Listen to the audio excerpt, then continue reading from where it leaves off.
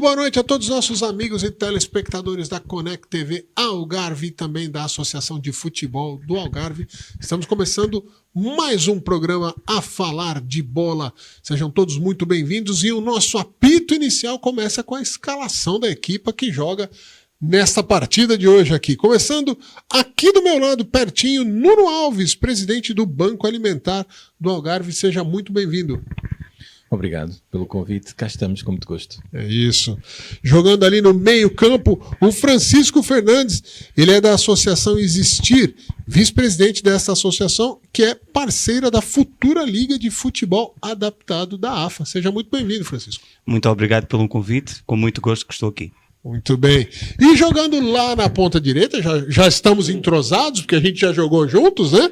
O Dário Bernardo, também da Associação Existir, é o presidente muito da boa associação. Tarde e obrigado pelo convite também. Sejam todos muito bem-vindos para a gente tocar a bola, fazer essa bola rolar com este assunto, este tema que é responsabilidade social, a qual todos nós temos envolvimento direto ou indireto, mas que vocês, no caso, fazem disso o dia a dia de cada um. Vou começar com o Nuno aqui. Nuno, para quem não conhece, para quem não sabe, fala um pouquinho do Banco Alimentar e da parceria que já existe com a Associação de Futebol do Algarve.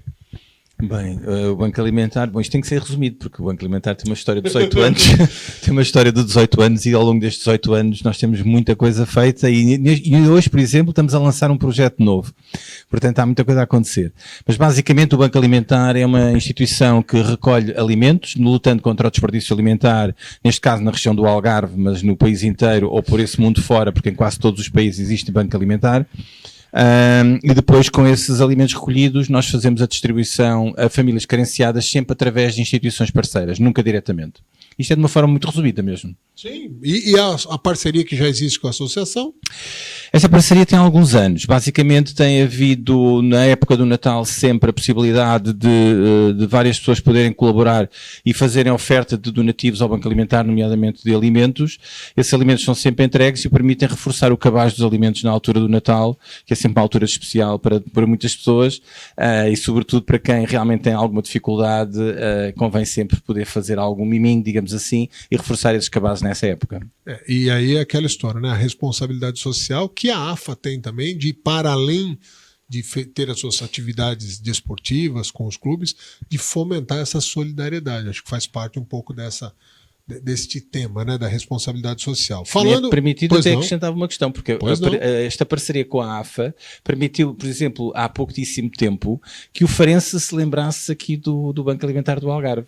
E então, no jogo do Farense com o Futebol Clube do Porto, no estádio do Algarve, e também com a colaboração da Placar.pt, conseguiu-se angariar fundos suficientes para nós comprarmos portanto, um ecrã interativo que permite não só fazer as nossas reuniões internas, mas sobretudo participar com um projeto novo, que é o Projeto Alimenta-te, que é uma forma também de trabalhar com as famílias na melhoria da qualidade da alimentação e da forma como eles podem se alimentar. Portanto, serviu de lembrador aí. Exatamente, é isso mesmo. Portanto, uma coisa ajudou a outra. Muito bem. Francisco, fala um pouquinho da associação, né, Existir, explica, né, o que é a associação e quais os benefícios que vocês promovem para a sociedade. Correto. Também vou tentar, aqui à semelhança do meu colega, ser breve, porque 30 anos de existência, tínhamos aqui muita história para contar. Dava para fazer uma temporada inteira só. Correto. Nós, na Associação Existir, portanto, trabalhamos em dois âmbitos. No âmbito com pessoas portadoras de deficiência e desfavorecidas. O que nós fazemos é direcionar projetos que permitam que estas pessoas consigam ser incluídas na sociedade. A Associação Existir faz com que nós consigamos, portanto, através de projetos como a Unidade de Repetição Profissional, o CACI e o Centro de Recursos, completarmos o processo ou a vida diária destas pessoas com a perspectiva de incluí-las em emprego, incluí-las em educação, formação e, inclusive, com que elas consigam prosseguir e ganhar ou terem ganhos aqui que lhes permitam ser melhores. Uma população que hoje em dia não está esquecida, que estes projetos que se destinam a estas pessoas acabam por dar-lhes o impulso, o boost que elas precisam para serem incluídas na sociedade. Depois temos aqui a parceria também com o Banco Alimentar, em que temos um projeto, uma valência, que denominamos de Banco Solidário, em que apoiamos com géneros alimentares, vestuário, mobiliário, 450 pessoas no Concelho de Lolé. Este projeto também tem destinado uma loja social, na qual está aberta à comunidade, portanto, não só para estes clientes, mas também para a comunidade, em que distribuímos a um preço-custo muito simbólico vestuário. Temos também outros projetos mais a nível empresarial, nomeadamente o refeitório, mas toquei nesse assunto porque o refeitório também é um refeitório social, em que destinamos refeições confeccionadas para quem não consegue confeccionar em casa. Portanto, os nossos dois âmbitos, ao nível das pessoas portadoras de deficiência e desfavorecidas, ao longo destes 30 anos, tem feito com que muita gente seja feliz. A gente sempre que fala de pessoas que têm algum tipo de limitação física, principalmente, a gente pensa muito na garantia do básico. E o básico se fala atendimento de saúde, mobilidade, alimento, vestuário, e são os itens que foram citados. Mas quando se pensa no desporto também, que é um passo a mais, né? Essas pessoas que já são atendidas com uma parte do que é fundamental, também descobrem que o desporto pode ser fundamental, e a AFA tem trabalhado com vocês para transformar esta atenção de levar o desporto para essas pessoas numa realidade com uma futura liga de futebol adaptado. Como é que tem sido esse trabalho, Dário? Os nossos utentes adoram o futebol e o desporto em si. Por isso é muito fácil lançar-lhes esta oportunidade. E esta liga que a AFA vai fazer é muito importante para eles, também para mostrar que eles são importantes, que é o mais importante, sem dúvida. Já houve algumas atividades que a AFA promoveu com o desporto? Vocês participaram? Os utentes de vocês participaram? Ano passado Conta um pouquinho como é que foi. O ano passado tivemos atividades no Estádio do Algarve, com outras instituições, e vamos voltar a ter dia 2. Dia 2 voltamos ao Estádio do Algarve para reunir com as outras instituições do Algarve, para voltar a ter essas. E depois em maio, à partida, vamos ter um torneio já com várias instituições, a nível nacional, também de futebol adaptado.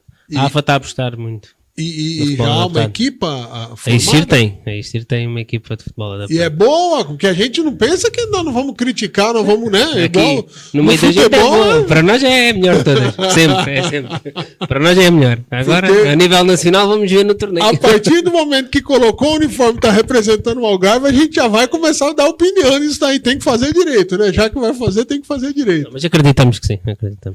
Mas sabe que o nosso foco não é na competência que eles têm para o desporto. Portanto, nós acreditamos que cada um deles consegue ser funcional ao nível do desporto. Portanto, neste caso, como eles vierem, como eles fazem, para nós é indiferente. A participação deles, para nós, nestes eventos inclusivos, é que é o objetivo principal. Nós não estamos focados na competição, no resultado, embora existam equipas que realmente têm essa estrutura, portanto, têm treinos regulares, estão ligadas a clubes de futebol e estão muito bem estruturadas, resumidamente, para poderem competir. Nós não. Nós promovemos e tentamos com que eles sejam incluídos neste evento, porque acreditamos que o desporto seja e é para todos. Muito bem. Virando a página aqui, trocando um pouco a abordagem desse tema da responsabilidade social e trazendo a bola de novo aqui para o Nuno. Nuno, a gente fala muito ainda a respeito de insegurança alimentar, pessoas, né, que têm dificuldade realmente de ter o básico dentro de casa para ter uma vida minimamente saudável. E tempos de crise financeira, tempos de guerra, tempos de pandemia agravam essa situação. Você enxerga, ou a entidade que você representa enxerga, que há um caminho para que a sociedade, aí falando sociedade portuguesa, evolua em termos de atendimento, para que em breve ou que algum dia projetos como o Banco Alimentar sejam menos necessários ou que deixem de ser necessários, ou seja, uma sociedade que tem um equilíbrio tão bom, tão forte, que todos tenham acesso à alimentação, à saúde, ao lazer, ao desporto, e que o papel dessas entidades possa se transformar e ter outra função na sociedade? Bom, eu gostava sinceramente de que o Banco Alimentar deixasse de existir. Já digo isto há muitos anos, não é a primeira vez que o afirmo publicamente, e é de coração que o afirmo, porque realmente não faz sentido em mundos desenvolvidos, em sociedades desenvolvidas, a existência de bancos alimentares. Eles, quando existem, é sinal que a sociedade tem fragilidades e que não fez o seu trabalho da melhor forma. E muito passa, e acho que o principal problema passa logo pelo facto das pessoas terem baixos rendimentos, haver demasiada precariedade laboral, e a riqueza estar concentrada em determinadas pessoas ou em determinados grupos em detrimento daquilo que é a população em geral. E uma sociedade que não consegue garantir os mínimos é uma sociedade incompleta, e Portugal é uma dessas sociedades bastante incompleta, e daí a existência dos bancos alimentares. Posto isto, nós acreditamos que haja passos que possam ser dados. De alguma maneira, quando eu há pouco falei no quadro interativo resultante daquela parceria com o Sporting Clube Farense e também com a Placar.pt, tem a ver exatamente com um trabalho que nós já fizemos um teste, digamos assim, nos últimos 2 anos, estivemos a fazer esse piloto, como nós chamamos, e que agora está a arrancar. Nós fizemos trata-se de um programa que se chama Alimenta-te, que é envolver as famílias das instituições, no sentido, não é ensinar nada a ninguém, porque as pessoas sabem fazer as coisas, mas é também dar a hipótese e dar ferramentas para que as pessoas possam fazer melhor e terem também mais informação para poder tomar a decisão. Muitas vezes vão alimentos do Banco Alimentar, eu bem sei que não são suficientes, mas também o nosso propósito não é alimentar a 100% das pessoas. As pessoas muitas vezes têm outro tipo de rendimentos, nomeadamente os apoios sociais, e que em conjunto possam tomar decisões mais informadas. E esta ação envolve a nutrição, envolve higiene e segurança alimentar e envolve a cozinha. Nós vamos ter componentes teóricas e componentes práticas. E as componentes práticas vão ser feitas em cozinha, com chefes de cozinha, que permitam às pessoas confraternizarem, prepararem uma refeição, procurarem saber como é que se podem alimentar melhor a baixo custo, porque muitas vezes comer a baixo custo não significa comer mal. Há que tomar essa decisão também. Por outro lado, a ideia também é que possam também fazer o aproveitamento integral dos alimentos. Muitas vezes há partes dos alimentos que nós hoje deitamos fora, mas que podem ser incorporados numa sopa, num caldo, numa outra situação, que é nutritivamente é positivo, é capaz, e então dar aqui ferramentas, dar ideias para que as pessoas possam, com aquilo que têm, possam fazer mais e melhor. Portanto, e esse é um trabalho que nós acreditamos.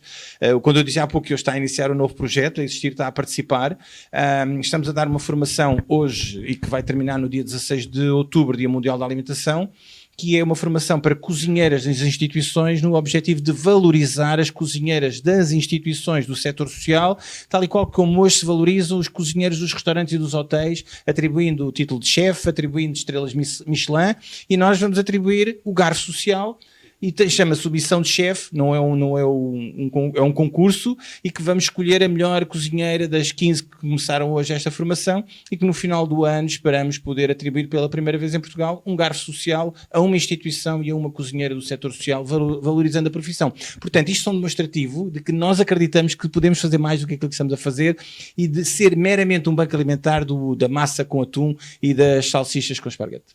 Eu adorei a ideia, já fica o compromisso aqui que a vencedora ou o vencedor desse concurso vai dar uma entrevista aqui na Conect Com certeza, com certeza. Só que vai ter que trazer alguma coisa pra gente experimentar. Não pensa que não tem. Tem que ter a contrapartida de alimento. Muito provavelmente, se calhar fazemos o convite, vocês estarem na sessão final com a entrega dos prémios, que é no dia 16 de outubro. Mas a gente vai poder comer, porque o meu negócio é comer. Claro que sim, claro que sim. O que elas forem cozinhar. Então já está combinado, nós estaremos lá. Nós podemos puxar a brasa à nossa sardinha, porque a nossa cozinheira é de excelência. E acho que é uma abordagem. Vai ser duro, vai. Mas olha como é importante a gente. Porque às vezes a gente fala assim, né? Antes de começar o programa, a gente conversou, falei, nem sabia o que a gente ia conversar. Mas olha que genial a história. E aí fica um conselho. De repente, a própria Michelin podia pegar uma ideia dessa e designar uma estrela Michelin para restaurantes de associações, tá? Por quê? não significa que, porque é uma comida que é doada, tal, que ela não pode ser saborosíssima, que ela não pode ser nutritiva, que ela não pode ser saudável.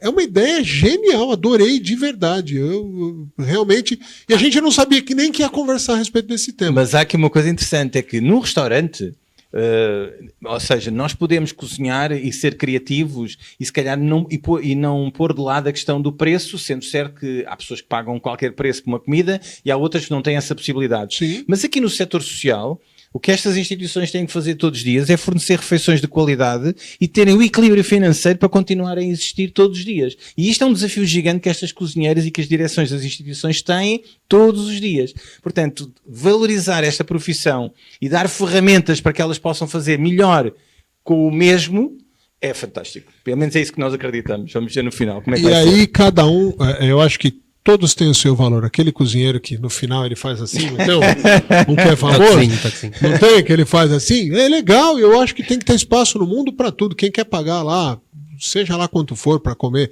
tem carne com ouro, tá tudo certo. Agora a gente também tem que aprender a valorizar esta cozinheira dessa. E eu adorei, estou aqui empolgadíssimo. Eu não vou monopolizar o tempo, só vou dar uma coisa. Nós também temos aquele chefe assim. Isso. Quem são os chefes que vão lá estar, ou que já lá estão hoje, depois começou a primeira sessão, é a chefe Noélia Jerónima, que é a presidente do júri. Pronto. E é o chefe Luís Mourão, que é o chefe executivo do Epic Sun Hotel em Albufeira. Portanto, e depois temos os chefes convidados. Mas hoje eles são os chefes residentes. Portanto, temos lá o chefe assim. Vamos fazer assim no final também.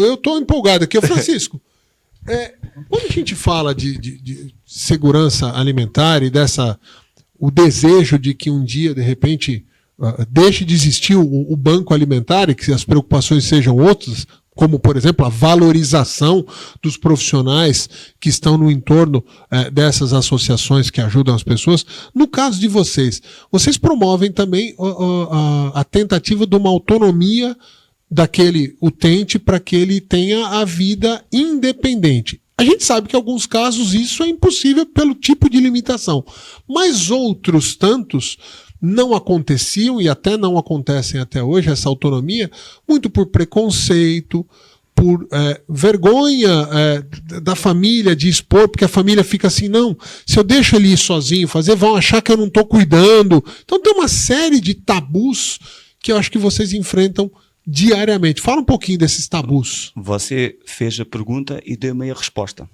Vou tentar ajudá-lo. Minha mania de falar muito. E vou tentar ajudá-lo com um exemplo que nós temos de um rapaz que, quando a unidade de reabilitação profissional da Existir iniciou, portanto, nós tínhamos um caso de um utente, que, como é óbvio, não vou dizer o nome, na qual era invisual. E foi algo que foi adquirido. Portanto, nós temos a nossa vida diária normal e depois adquirimos, de repente, uma deficiência visual. Esse rapaz foi para um curso de cozinha. Já que estamos aqui, foi o exemplo que me lembrei para tentar fazer aqui a ligação. Hoje em dia continua a trabalhar no Tivoli Marina Hotel. É ele quem confecciona a grande parte da comida. Portanto, descasca legumes, batatas, como ninguém. Portanto, estamos a falar de uma integração há mais de 26 anos, sensivelmente, que é aproximadamente o tempo que quase que o projeto de Unidade de Reabilitação Profissional da Existir tem. Portanto, não há impossíveis.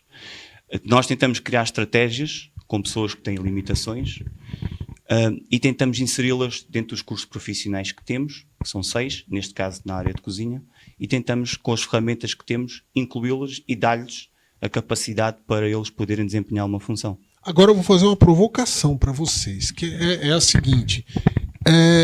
Eu não conheço a legislação portuguesa, mas algumas coisas da legislação brasileira elas impõem que empresas com mais do que tantos funcionários é obrigatório contratar um X de pessoas.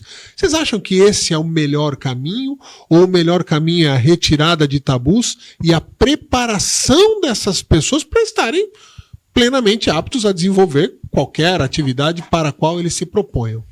Para mim não devia ser uma obrigatoriedade. Devia acontecer mesmo.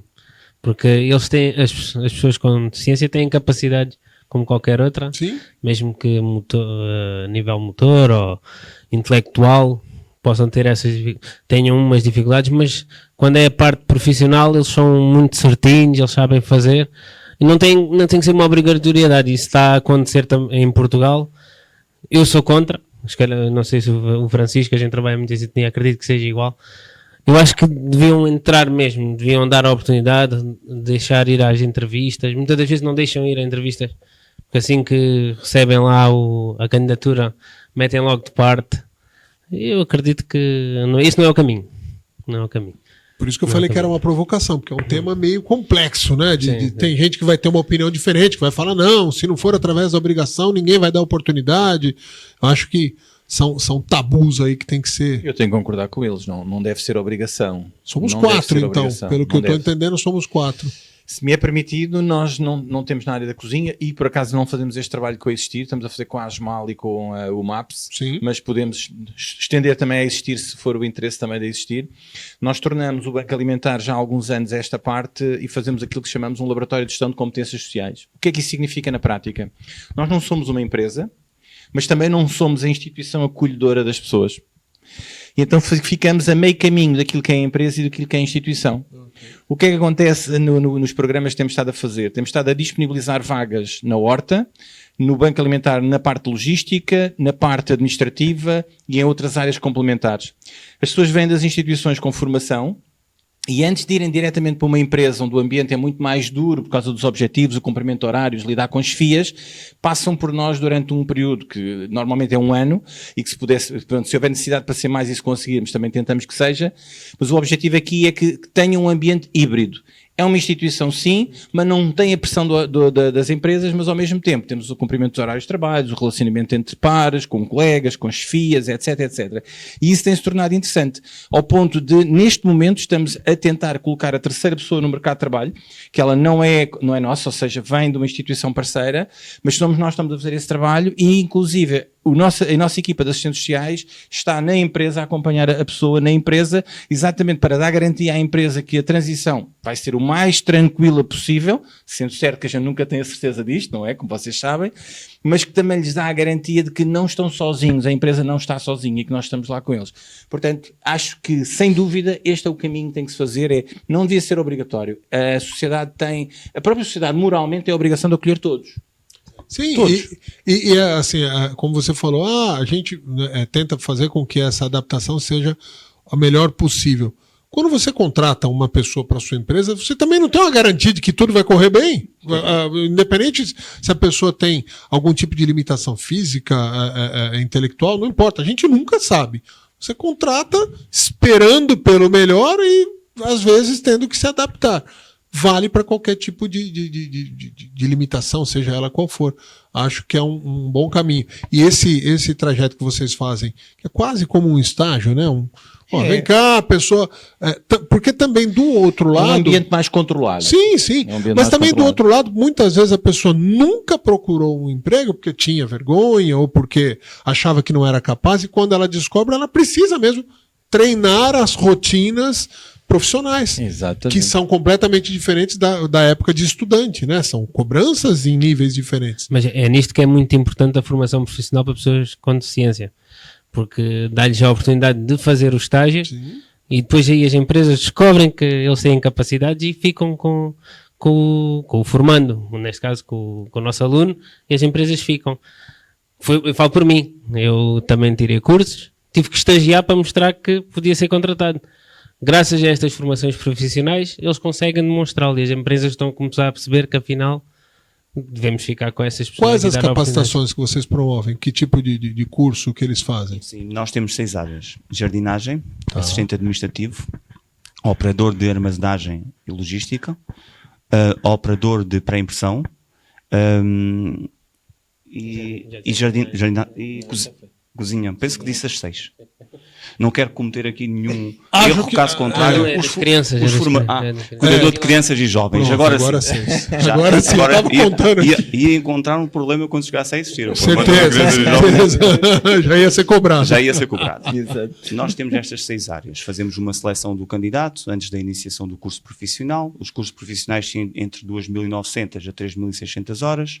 damos equivalência ao 9º ano, damos equivalência ao 12º ano, depois passam por esta parte da formação e contexto de trabalho, que nós chamamos de estágio, que após adquirirem as competências em centro, tentamos num ambiente desprotegido, aí está, o tal ambiente desprotegido, em colaboração com as entidades, na zona de residência do formando, tentamos com que ele faça a vertente do estágio. Quantos profissionais vocês acham que já colocaram no mercado? Tem ideia? Muita gente. Muita gente. Dezenas, centenas? Ao longo destes anos todos. Eu não queria estar-lhe a dar um número que me pareça muito alto, também não queria estar-lhe a dar um número que me pareça muito baixo, mas acima das 100 pessoas, garantidamente. Passou de 100 pessoas. As empresas têm vindo a aderir e a aceitar. E o que a gente tem que registrar assim, é que seguramente o número em si tem que ser enxergado da seguinte maneira: seguramente seriam 100 pessoas que nunca estariam a trabalhar. É essa a conta. Se fossem 100 ou se fossem 10 ou se fosse uma, era uma pessoa que talvez nunca tivesse oportunidade de ser autônoma, de cuidar das próprias contas, da sua própria vida, de ter a alegria de se sentir útil, não para a sociedade, para si mesmo, né? De ter essa autonomia. Acho que isso faz um bem para estas pessoas, para além da ocupação de espaços de trabalho, e isso contribui com a sociedade, mas para além disso, a pessoa com certeza ganha em autoestima e valorização própria, e no futuro isso também vai desencadear mais saúde. Ela vai se sentir sempre melhor do que se ela estivesse improdutiva, com certeza. É um facto, porque nós temos pessoas de vários estratos sociais. Sim. Temos pessoas com tipos de deficiência diferentes, limitações diferentes, uns adquiridos, e os adquiridos provenientes de acidentes de viação, AVCs e por aí. São pessoas que tinham, inclusive, histórico profissional, áreas diferentes profissionais. Sim. E têm de ser reconduzidas após o incidente que tiveram para outra área. E existe durante esse processo muitas coisas a serem trabalhadas com os nossos técnicos. Sim. É muito difícil, inclusive, dessas pessoas terem uma aceitação na condição em que se encontram e terem depois a coragem para seguir a vida, porque nem sempre é fácil depois também termos estrutura familiar. Muda tudo. Muda tudo.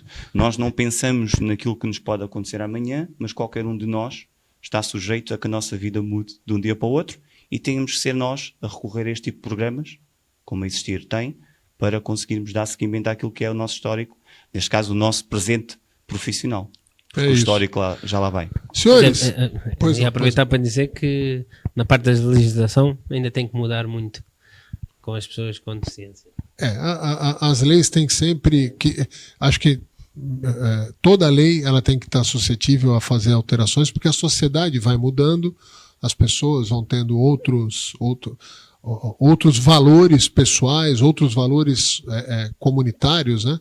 E acho que a lei tem que sempre se adaptando. Por isso que é importante, a cada eleição, você escolher, a gente fala sempre dos representantes. Tem que ser alguém que represente os seus valores, porque só assim, na consequência da eleição, seja de quem for, esses valores da sociedade, ou da maior parte da sociedade, serão levados à frente em formas de lei, de ações de governo e assim que por diante. Senhores, eu tenho que falar aqui que, por incrível que pareça, nosso tempo já está acabando. E no início aqui tinha gente, eu não vou dizer quem, que estava preocupado, que estava falando, ai meu Deus, eu não sei. Passou e passou muito rápido. Então eu quero agradecer aos três, e começando lá na ponta direita com o Dário Bernardo. Dário, obrigado. Mais uma participação com a gente aqui. Seja muito bem-vindo. Pode olhar lá para a câmera e dar suas considerações finais. Obrigado pelo convite, acima de tudo. É sempre importante para Existir estar nestas entrevistas, mostrar o que é que fazemos. É isso. E para a gente é sempre bom conhecer um pouco mais dessas entidades. Francisco, você também pode olhar lá para a câmera e dar suas considerações finais. Eu acho que esqueci muitas vezes de olhar para a câmera e agora aproveito, que é para ver bem onde é que ela está.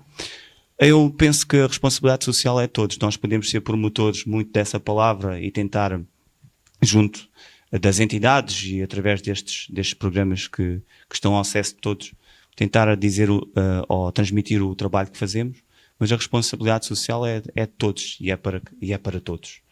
E nós estamos muito orgulhosos de poder ter um trabalho como estes e participar no progresso e na melhoria da qualidade de vida de alguém que se encontra em situação vulnerável. Muito bem. Nuno, o Nuno já é meu parceiro, que eu já entrevistei ele algumas vezes, então eu já fico muito mais à vontade com ele. Obrigado mais uma vez por estarmos juntos aí. Convite. Parabéns pelo trabalho. Obrigado pelo convite. Eu não tenho muito a acrescentar, só ia reforçar aquilo que o Francisco disse. Efetivamente, a responsabilidade social é de todos. Aqui, se calhar, deixaria um apelo à AFA para continuar com este trabalho e, sobretudo, dentro da medida do possível, poder reforçá-lo, porque todos nós ganhamos com isso e a comunidade em geral ganha com isso. E ter o desporto, porque às vezes fala-se e pensa-se, ok, mas o que é que nós temos a ver? Todos temos a ver com tudo. Todos temos a ver com tudo. E a melhoria da qualidade de vida de quem esteja à nossa beira, quem esteja ao nosso lado, também significa a nossa melhoria da nossa qualidade de vida. E muitas vezes as pessoas, hoje em dia, sobretudo, estão demasiado focadas no seu umbigo e esquecem-se de levantar a cabeça e perceber que há pessoas à volta e que se elas estão bem, nós também estamos bem. Se elas estão mal, nós consequentemente vamos estar mal. E, portanto, a responsabilidade social efetivamente é de todos. É a tal da vida em sociedade, né? Em comunidade. É esse senso de pertencimento que a gente tem. E quem eu vejo muito dos algarvios, sejam eles nascidos aqui ou que adotaram o Algarve escolheram o Algarve como seu lar, esse senso de pertencimento. A gente se sente pertencente ao Algarve, então a gente tem que fazer sempre um pouco mais que a gente sempre puder para o bem de todos. Parabenizo mais uma vez a Associação de Futebol do Algarve por manter este foco, esse tema da responsabilidade social sempre ativo dentro das suas ações durante todos os anos. Aí, parabéns a toda a direção, obrigado a toda a equipe da AFA que faz parte, né? Constrói esse programa junto com a Connect TV Algarve.